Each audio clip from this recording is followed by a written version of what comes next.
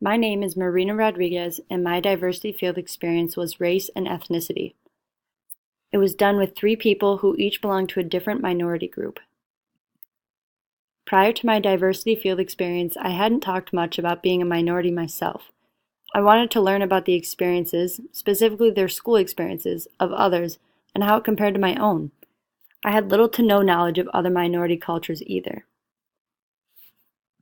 Before getting into this experience, I knew it was important to know what a minority group is.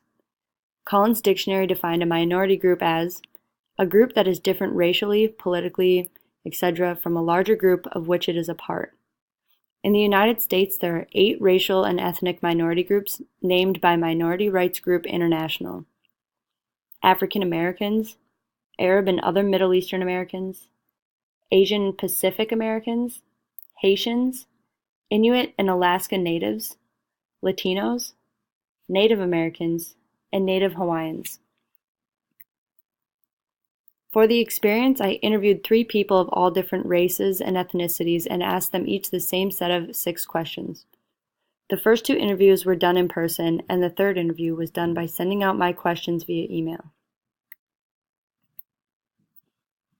My interview questions were as follows. What was your school experience like overall? Do you feel your experience was different from your classmates, and why? What do you wish people knew about you or your family? Do you feel your racial or ethnic differences affected your learning or your treatment? Did your family and friends of the same race ever give you advice about your race in school or public settings? If so, what was it? What changed over the years for your school experience? Did things get better or worse? Why?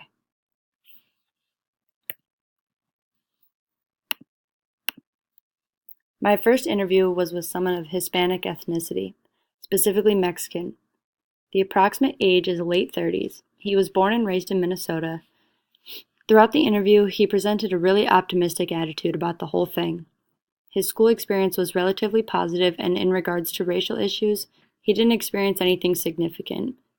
In his home and between his friends, race was never really a topic, and he was never given any advice about how to deal with racism that he might encounter. He was taught that it is more important to be a good and respectful person, and from there, that is all that matters. He spoke about his treatment, learning, and experiences in life, and that they all turned out the way that they did because of his own personal choices. Through this interview, I learned about one of the ways families choose to talk about race and the kind of person you are, and it's very similar to the way my family chooses to go about it as well.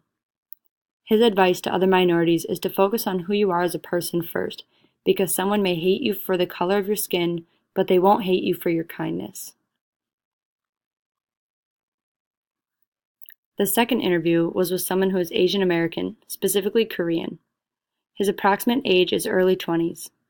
He was born in Flintwood, Michigan, and moved to Minnesota when he was 14 years old. He expressed positive friends experiences throughout school and never had many problems making them, and never really struggled in school performance-wise either.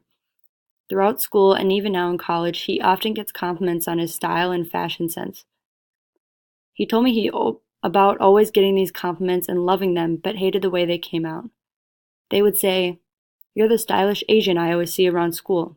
And for him, he doesn't see pointing out that he's Asian as being necessary, and wishes people would just tell him that he's just stylish. Overall, college for him has been much more accepting and a smoother transition from grade school. He couldn't recall any moments of racial issue throughout his school years, and his family never brought it up to him. Through this interview, I noticed that he went through school ignoring the racial differences between him and his classmates, and just focused on the relationships he made, and I found that really important to consider. The third interview was with someone who is African American and is also in his early 20s. He was born in Somalia, but his family moved to Atlanta, Georgia until he was 16 years old and then moved to Minnesota.